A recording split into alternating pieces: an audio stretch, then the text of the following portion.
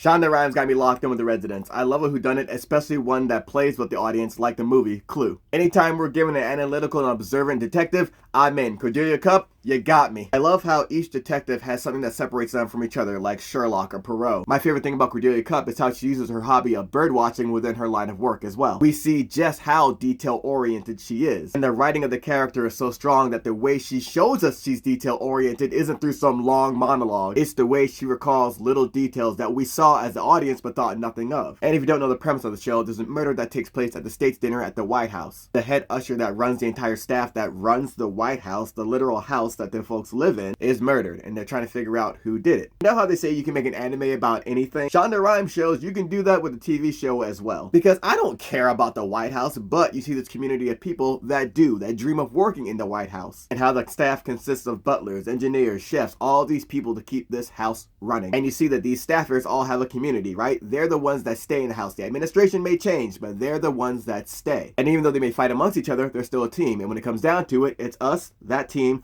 versus them, the outside administration that's just there for a spell. And it's dope to see the makeup of the White House and all these rooms that lead into each other. And then seeing like the floors that the president and his family lives on, and who has access to those floors. Now, my favorite thing about the show is it's pretty evident that Cordelia is the smartest person in the room, and how hard that is when the room is filled with patriarchy. We see an administration full of men that want to label the murder as a suicide, even though there are clues contradictory to that. Cordelia is called in to do the job, but these dudes just want to be an open and shut case. And I love her dynamic with Edwin, who's from the FBI. And my man's basically following her around offering help, and she's like, I don't need your help. Cordelia doesn't come off as prideful to me. She's just someone that knows what she's doing. It doesn't come off as arrogant either. But it's interesting to see that Edwin knows, like, yo, as good as you are, you're going to need my help because they're not going to back you. Because the patriarchy. And it's funny to see how emotion can bring about human error, because Edwin's been following her around all night. He must know there's more to this than just a suicide, but she hasn't been the kindest to him. So towards the final hours of the case, they ask him what he thinks about everything, and he could back her up, and he tries to position what she's found as, yeah, this makes sense. However,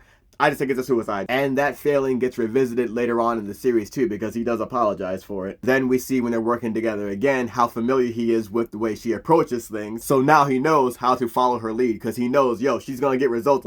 I'll just shut up. And I love how when she looks to him for like the good cop, bad cop routine, he's off beat. She's like, no, this is the part where you say something now. Comedy wise, I love it because she's the straight man and he's also the straight and the funny man. And there's so many like detective stories and detective characters, but I really like the way she does her methods. It sets her apart so differently than like a Sherlock, right? It's impossible not to compare them. When Sherlock's grilling someone, he'll get in their shit, call them out on the lie, and tell them how he saw through their lie. Cordelia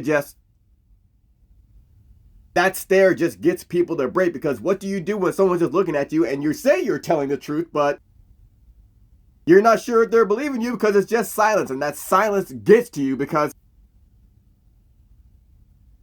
humans just can't stand that awkward tension in the air, and they just automatically confess shit. But while she's doing that stare, she's really just reading your face, your mannerisms, the detail in your voice. And the dopest thing about the show is that it's funny as well. I was there for Scandal, bro. I was there for How to Get Away with Murder. I wasn't there for Grey's Anatomy. That was way too long. And I can say without a shadow of a doubt, this is my favorite show from Shonda Rhimes. I'm one episode away from finishing the series, and I love this character, and I hope we get to see more of her, and she comes back to solve different mysteries.